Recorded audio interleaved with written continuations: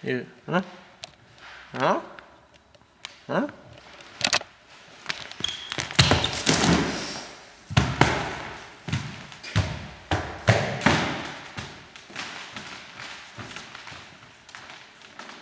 Dobrý deň, ja som Vrtuľko, som v tomto cirkuse úplne nový a tento cirkus sa volá Cirkus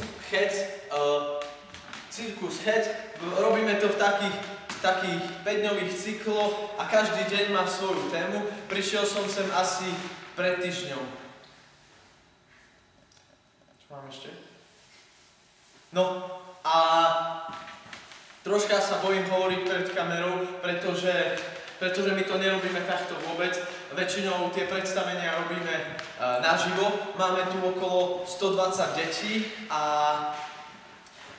hlavný náš vedúci je ringmaster, ktorý všetkých usmerňuje aj klaunov, hovorí, čo máme robiť podľa predstavenia a máme ho všetci radi. Zo začiatku sa mi síce troška smiali, ale teraz už je to v pohode, všetci sme dobrí kamaráti. Spoznal som aj svojho najlepšieho kamaráta Tóna,